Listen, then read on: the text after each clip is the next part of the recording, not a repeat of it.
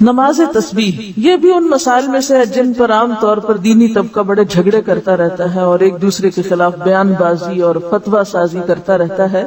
تو آئیے دیکھتے ہیں کہ اس کی کیا حقیقت ہے. کہ بعض اوقات جماعت سے بھی لوگوں نے پڑھی اور جن پڑھانے والوں میں میں خود بھی شامل تھی، اگرچہ اب میں اس کو بہت عرصے سے بالکل ترک کر چکی ہوں، کیونکہ افضل یہی ہے کہ جماعت سے یہ چونکہ نہیں پڑھنے کو کہا گیا تو نہ پڑھی جائے. اگرچہ کئی نفل نمازیں جماعت سے بھی پڑھی جاتی ہیں، جس میں نماز تراویح بھی ہے اور کچھ اور، کہ لوگ اس میں پھر خود نہیں گن سکتے، نہیں پڑھ سکتے، تو بعض اوقات وہ آسانی سمجھتے کہ چلو، اور بعض لمبی نماز اکیلے پڑھنے مشکل ہوتی، سب کے ساتھ مل کے پڑھنے.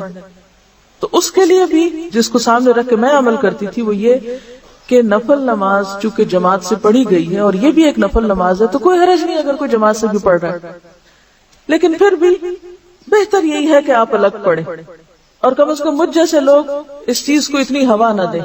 جب تک اس بات کا مجھے نہیں علم تھا کہ زیادہ پسندیدہ یہ ہے، اس وقت تک میں خود اس کو جماعت سے پڑھاتی بھی رہی ہوں اور پڑھتی بھی رہی ہوں. تو افضل کیا ہے؟ اکیلے اکیلے پڑھیں.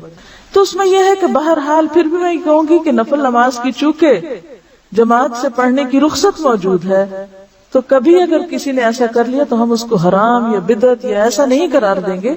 جس چیز کی ایک گنجائش کہیں موجود ہے تو کبھی دین کے فائدے میں اسے کر بھی لیا جائے تو وہ کفر میں شامل نہیں ہو جاتا. یا تو یہ نا بالکل ہی دلیل نہ ہو کہ نفل نماز کی جماعت کی دلیل ہے ہی نہیں، پھر تو غلط ہے.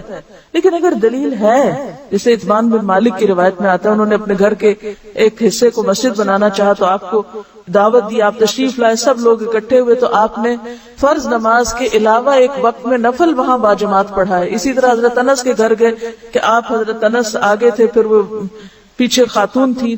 مسلم کی روایت میں آتا ہے فصلی بنا فی غیر صلاۃ الفریضۃ، یا کچھ ایسا لفظ ہے کہ ہمیں آپ نے فرض نماز کے علاوہ وقت میں نفل نماز جو تھے جماعت سے پڑھائے.